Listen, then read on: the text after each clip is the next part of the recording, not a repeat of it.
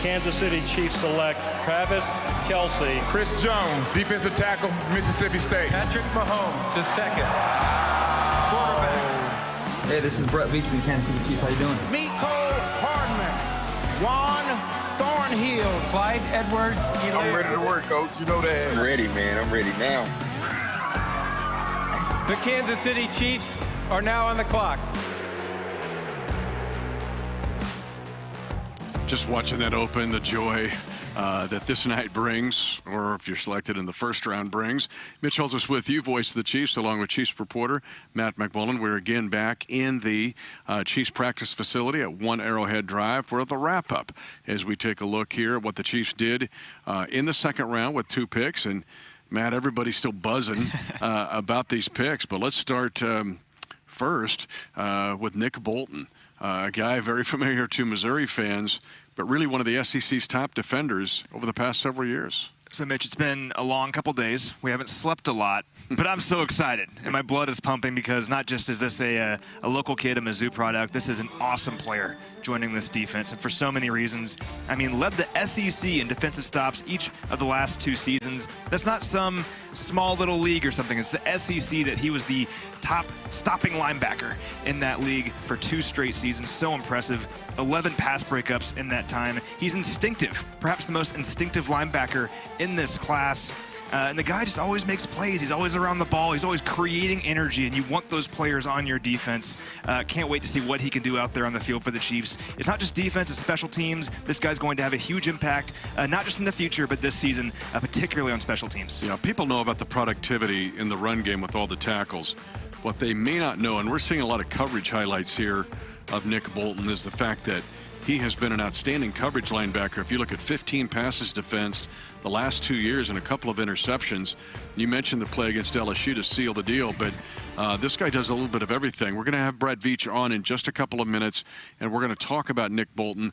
We're also going to ask him about the Chiefs' newest member of the offensive line and the second pick in this draft. The Chiefs' 63rd pick had the 63rd overall pick in the draft in the second round, and they take Creed Humphrey out of the University of Oklahoma. And really another interesting story here. I mean, this guy has a chance to be an outstanding center. And you look at, he's solid coming into the league, but then his ceiling, he's got a chance to be a star. What I love about this Chiefs front office is that they are never complacent with success. We've said that time and time again. And when they saw a situation where the Chiefs lost the Super Bowl and the offensive line needed some work, needed some depth added there, some talent added there, what have they done? They've added Orlando Brown Jr., Joe Thuney, Austin Blythe, Kyle Long, all these pieces. Then you go get a guy in Creed Humphrey in the second round who, as you mentioned, could be your center for the next 5 to 10 years, a guy that people think is going to be really good. Great size, 6'5", 320. You don't find centers that big in the NFL. He's huge.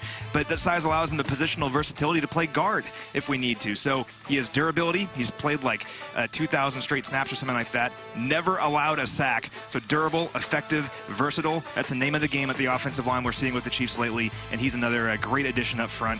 Can't wait to see what he can do as well. If you go back and look at our show that we had right after the picks, or actually during the picks, then we had Andy Reid on with his news conference, and he talked about how Creed Humphrey can snap it with both hands. The other thing that comes to mind here is his ability. He was a great wrestler. And if you talk to a lot of football offensive line coaches, they love to have high school or collegiate wrestlers. And his dad was a big-time All-American wrestler. And Creed's, his ability to use leverage and to use that big power, and you can see he's got some personality too, a leader on the Oklahoma team. But his ability to use his wrestling skills on the football field has been a big part of his success. Well, he has great hands and great upper body strength, and you're seeing that in all of these clips here.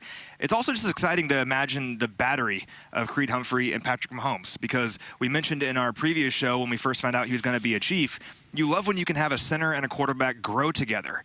And we've seen that with some great quarterbacks in the NFL, guys like Jeff Saturday and Peyton Manning.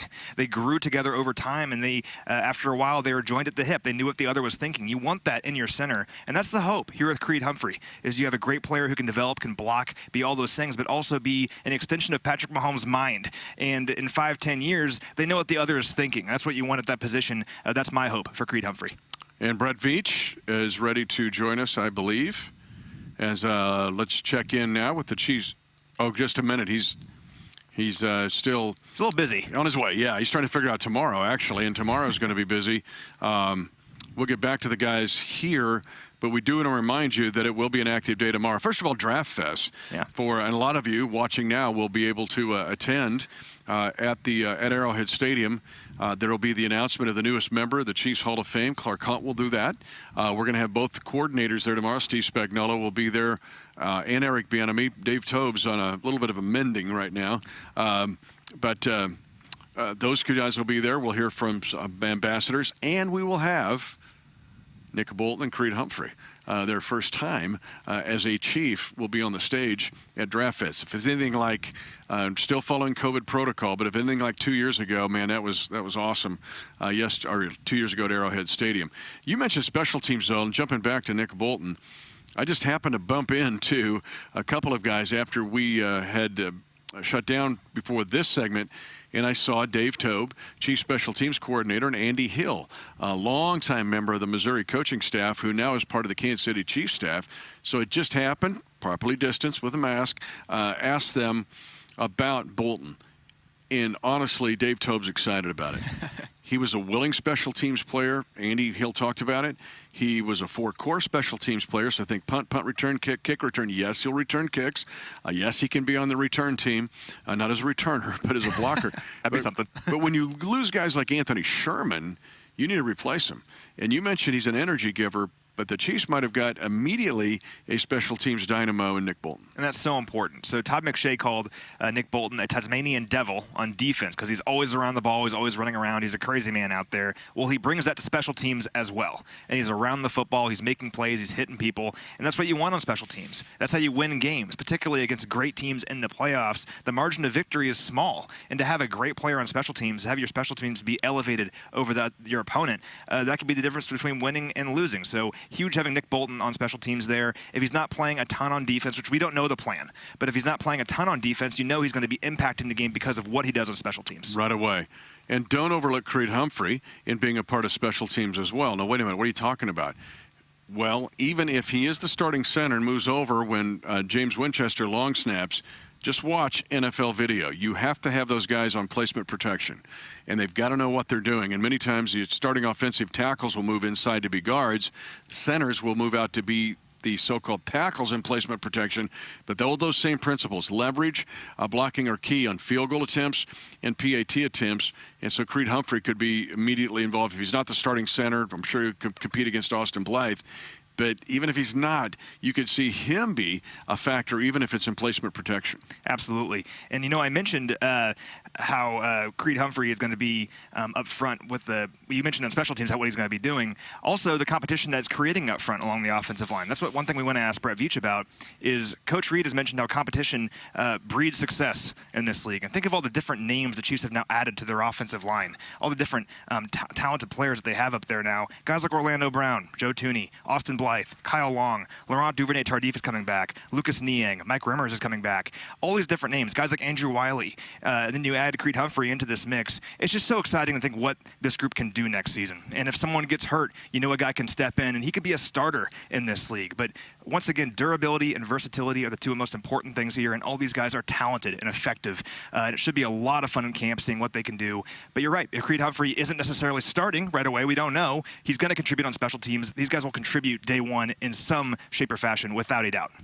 The other thing about these two guys, and Nick Bolton and Creed Humphrey, is they had leadership positions within their respective programs. It wasn't always rosy for those two programs. In fact, Oklahoma got off to a rough start this year. And in draft studies, people would tell you that it was Creed Humphrey that kind of kept that team together. And they rallied then and finished strong. But it was Humphrey to step up. And Nick Bolton, same way at the University of Missouri. It wasn't just what they did on the field. It was the impact they had when they weren't on the field or weren't touching the ball. Definitely. It's being leaders. It's finding ways to get your program through tough times. And they're both coming into a pretty good situation here in Kansas City, but that leadership cannot be understated. Now, one point I wanted to make that has me also really excited about Nick Bolton in particular. I mentioned the battery with Creed Humphrey and Patrick Mahomes. How about the battery of Willie Gay Jr. and Nick Bolton? Two young linebackers growing together in this defense. And the young players on this defense that are going to grow all together as well. Guys like L'Jarius Sneed, Charvarius Ward, Chris Jones up front, still a young player. Juan Thornhill in the defensive backfield. this is going to be really exciting to watch this defense as a whole grow over the next several years. And as we mentioned on our previous show, it's been a while since the Chiefs have had two young linebackers they drafted high growing together in this defense, two athletic, dynamic linebackers, and we're going to see that now over the next 5 to 10 years. I said this before, but do you know who's happy with that? Would be guys like Bobby Bell and Willie Lanier. They grew together. Same thing with Jimmy Lynch. I mean, they grew together to be Super Bowl champions. I tell you, Willie Lanier is going to be excited about Nick Bolton. First of all, they'll talk forever. But two, Willie Lanier is going to see a little bit of himself in Nick Bolton, I think. So not only is tomorrow Draft Fest for a lot of you who will be attending that are season ticket members, but also the Chiefs will be busy. And again, we're waiting for Bret Veach to talk about these two picks for the Chiefs and also to talk about tomorrow and just where, how, and why the Chiefs approach it. They'll be busy tomorrow. Even if everything stay put, there's no movement in trades. You got a 4th, 2 5ths, and a 6th. And again, a great way, if you get 4 guys out of a draft that are still on your team and being good to great players 4 years later, so that makes a big deal. All right, let's go now to the Bret Veach press conference as he meets with members of the press. Sweeney, go ahead, Pete. Bret, just in general, how do you feel that the draft is went? I know you've been a little bit more aggressive in the past. You guys kind of stayed put, and then the outlook sort of going in tomorrow. Just how do you feel the whole thing is going? Yeah, no, it's going good. And again, I know it's been talked about the last few days. We felt like there was a lot of depth there in 2 and 3, and believe it or not, we were open to fielding some trade down calls. But we had some dialogue with some teams, and we felt like there were a number of players there that we liked. And again, there was a lot of flexibility, but that really never materialized. And we sat on the board, and again at 58, Nick Bolton was staring us in the face, and we were extremely excited about him. And then at 63. Surprised that Creed was still on the board, obviously, but too good of a player to pass up. So as I mentioned to him when I called him, it's exciting to add Oklahoma tackle and then bring in an Oklahoma center. So again, we're excited. That's going to be an extremely competitive offensive line room, and there's going to be a lot of depth there. So as we talked about multiple times, 17-game season now, long preseason, and hopefully an extended playoff appearance for us. We're going to need all the help we can get, and we have a lot of talent there now. Next to Herbie Tiopi. Go ahead, Herbie. Hey, Bret. You mentioned the hot zone, with the second and third round. Now you're out of the hot zone. What are you looking to do as you enter and you prepare for day 3 as far as position groups? What specifically are you looking for now? I think we'll just stay to our true to our board. I don't know if we're just looking specifically at a position. We're looking for value. It's funny once you get past the first 80, 90 picks, the difference in scouting and the difference of opinions, it really shows through. I mean, it's pretty consistent for the first 60, 70, 75 picks. And then boom, like once you hit to 90, you'll have guys that teams had in 4, 5, 6 going in that 9,500 zone. And so the board falls almost exactly the way you think the first 2.5 rounds. And then once you get into that third round, it goes all over the place. So this is where, we really feel like we make a lot of ground and we spend a ton of time on these late round picks, and, we're excited about these unique opportunities for us because it really gets to show the depth of our scouting staff, and our guys are up there right now, and we're putting the board together, and we think that there's the value hidden in these next few picks for us. We have a 4th and 2 5s and a 6. So we're certainly looking forward to the challenge. And to answer your question, Herbie, I don't know if we're like saying we want this position or that position. I think we're going to let the board play out, and we'll take the best player, guys that we think can come in here and make our roster and compete and play. Let's go next to Adam Teicher. Go ahead, Adam. Hey, Bret, I was wondering if you could go over the 2 guys you picked tonight and just what you liked about them and how you see them fitting in. And Bret, I'll have one more question also. Well, we certainly had a lot of opportunities to watch Nick Bolton play, being local and just a great player. And he's both these guys. I think, we not only got better on the offense and defensive side, but both these guys, you talk about their intelligence, their durability and their leadership skills. I mean, these are 2 high character players, and people are going to be great in the community. They're going to be great in the locker room. They're going to come in. They're going to learn the playbook quickly. They're going to get up to speed. A lot of this, especially, last year with having OTAs and this year, hopefully, we get into these OTAs, but I'm sure it'll be a little bit different than in years past. You know, you got to get into the playbook and you got to get caught up to speed quick. But both these guys, Adam, I mean, they're extremely intelligent. Both captains, leaders, guys that played a ton of football at their respective universities. So I think both these guys, you talk about Nick Bolton. I mean, he's a guy that can come in here and play and both at the Mike position and the Will position. He's got sideline to sideline range. Again, tough, smart, can make all the calls, has made all the calls. You know, you look at Anthony Hitchens and he's, you know, he's one of the guys that does a lot for us, but you know, when Hitch goes down, you know, we're really looking to add depth there. And then, again, his versatility to play either Mike or Will. And Creed's another guy that's played a lot of football. I mentioned earlier we had some flexibility there with Austin and with Joe Tooney. Now with Creed coming in here, needless to say, now you feel good about leaving Tooney where he's most comfortable, and that's at that guard position. And Creed now gives you a bigger center option, and we've been talking about that. Again, it'll be a great competition, and they're going to have to come in here and compete, and may the best man win. Austin's shown that he can come in and play, and he's done that over his career, and shown he can do that at a high level.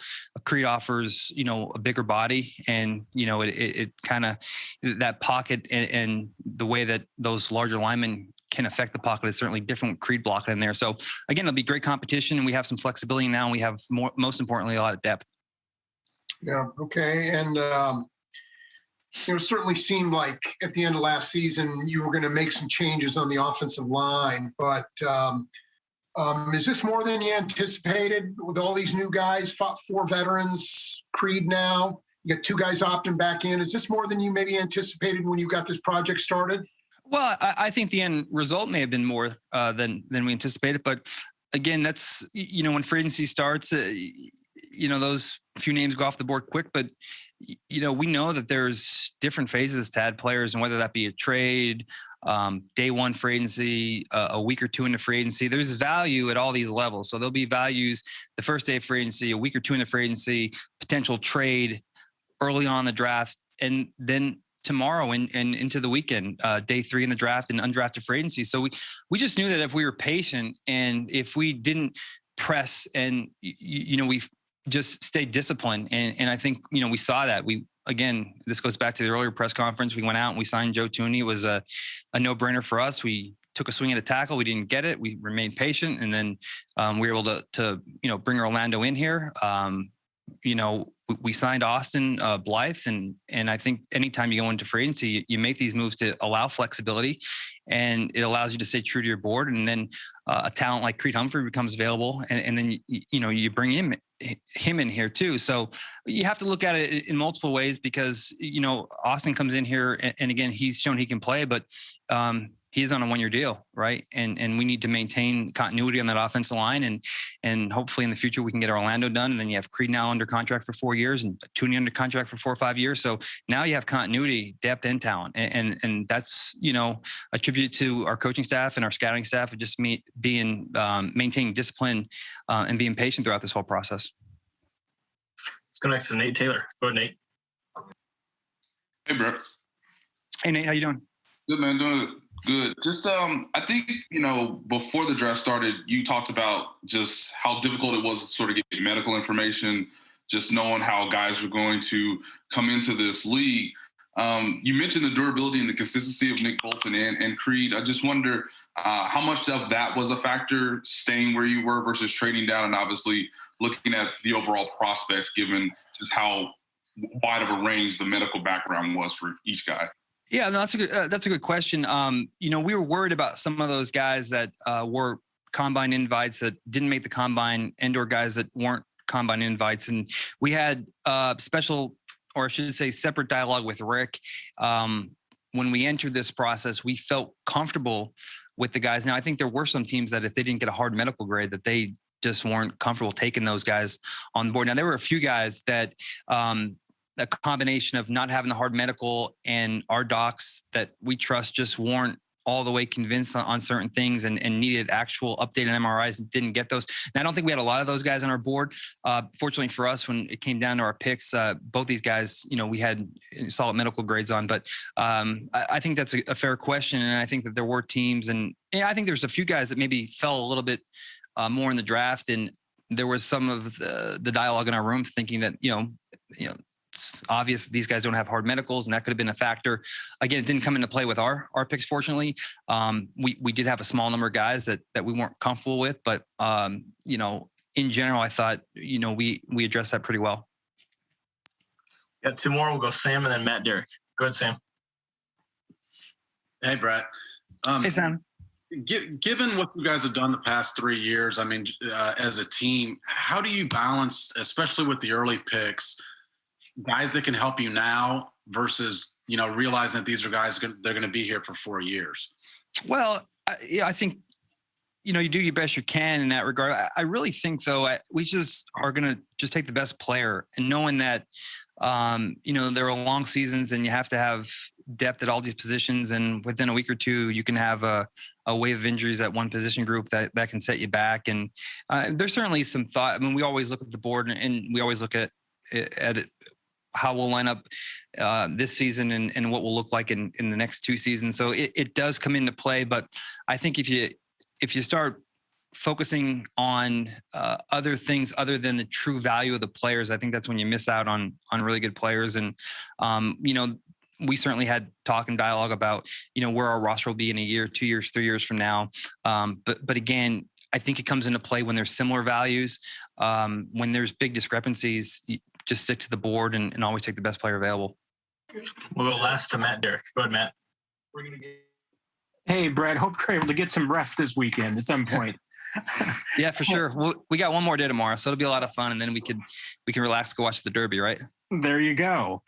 Hey, you talked about last night about, you try to look into the future a little bit, and with the numbers have a little bit of confidence about who might be there.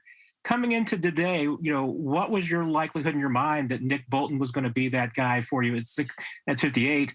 And then with Humphrey, how surprised were you that, the consensus best center in the league was still there? Well, I think there's always a few surprises every year that, guys, there's always a handful of guys that slip. And again, it's one thing to look at where guys are valued.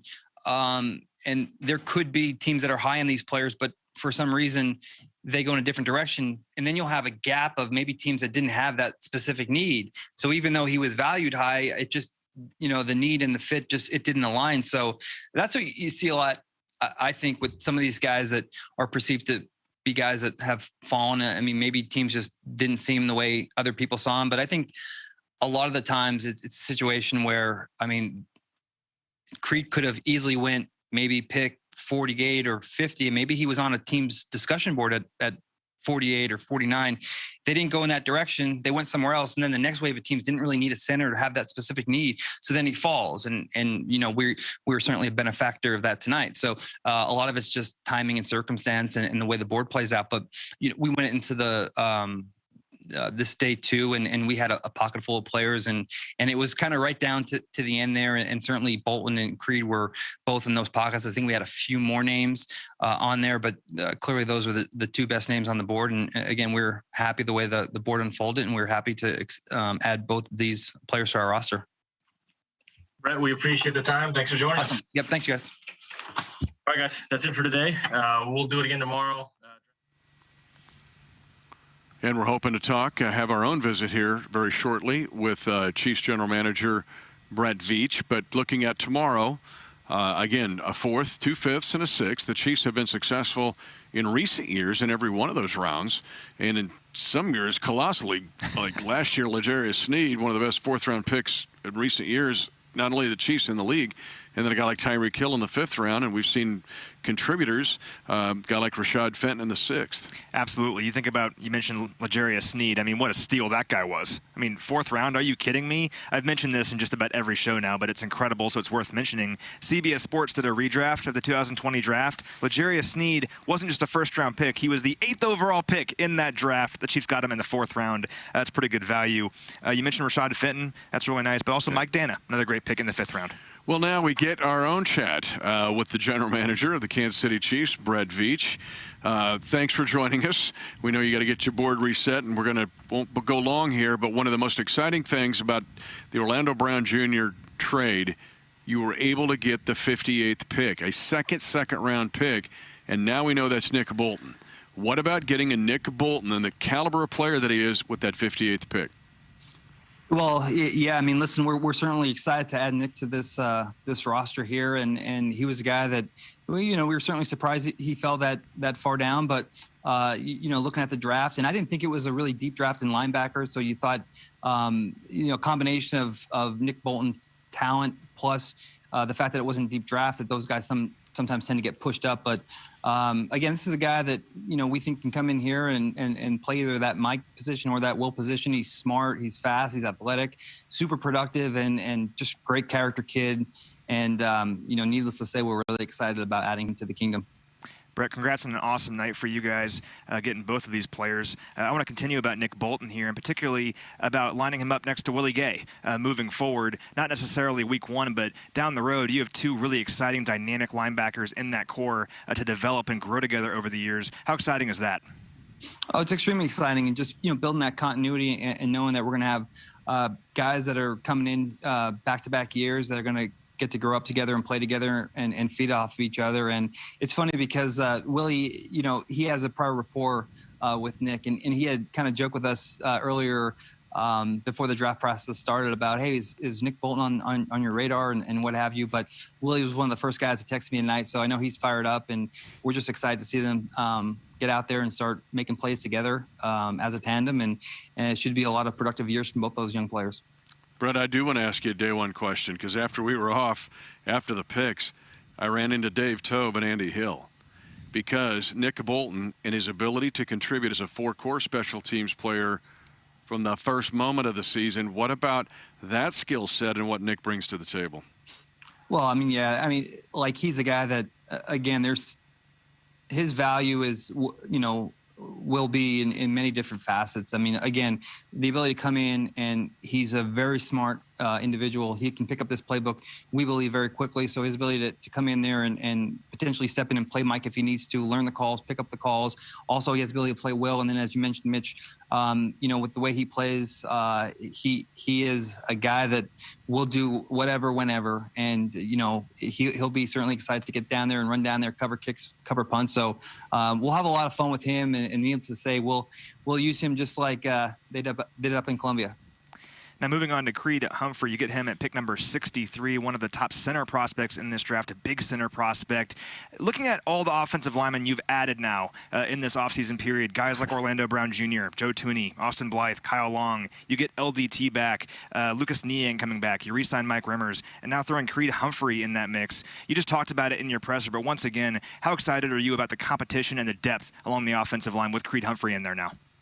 Yeah, I joked with it with Coach Reed before I came down here to do this interview that there's going to be a lot of competition, and they're going to have to be available at training camp, and you're going to have to be ready to compete every day, because there's a lot of talent now, and there's a lot of depth, and there's a lot of jobs that will be up for grabs. And I think it's going to be great for the room. They're going to push each other, and I certainly know 15 will be happy, and he'll be well protected. And they mentioned earlier in the press conference of did we imagine this much? And I don't know if we imagined this much in regards to all the acquisitions on the offensive line, but I think it's just a tribute to the process and just staying disciplined.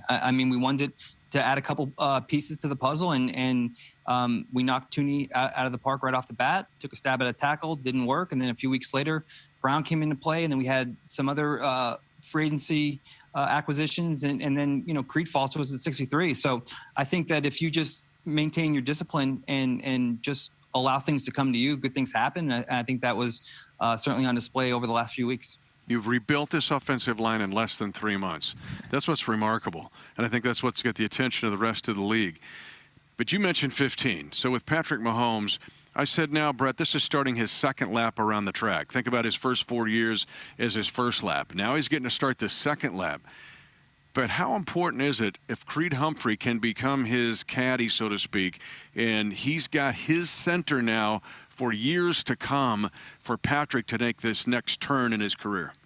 Well, yeah, it's extremely important, and having that rapport, as you mentioned, Mitch, the second lap around, and we made the trade for Orlando, and hopefully we can get something done with him. And then you talk about an extended stay with an Orlando Brown, and Tooney's under contract now for 5 years, and now Creed will be under contract for 4 years. So now you have great continuity from your guard, your tackle, and your center position, and we'll continue to add more depth and more competition along the way. And Niang's coming back, and LDT's coming back this year. So I think the future is bright, especially up front for this offensive line. But we'll continue to add there and provide 15 as much protection as we can.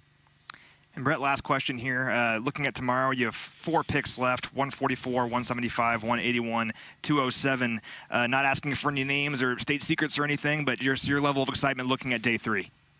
Yeah, I mean, this is as a scout, and speaking on behalf of my group upstairs, who have, those guys have worked their tails off. This is the most exciting day, and this is really where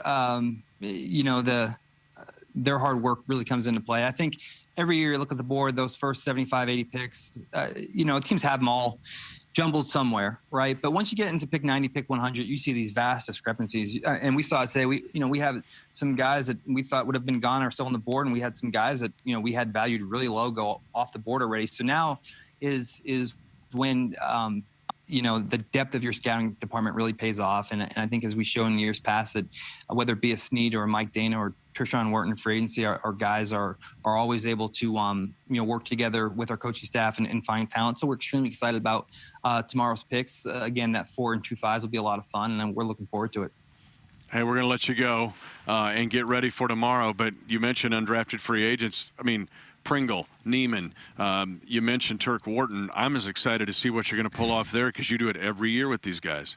Yeah. And sometimes I shouldn't give our secrets away, but sometimes it's good when you don't have a 7th-round pick because you can really shift and divert your attention to that free agency, and it's competitive. So needless to say, who knows what happens? Maybe we end up doing a trade that, kicks back a 7th or what have you. But if the 6th-round pick is our final pick of the day, we'll have a good lead-up time into really putting together an aggressive free agency plan after the draft. No, wait a minute. Last year we shut down after the 6th. We traded back up. You get both keys. It's like, red alert.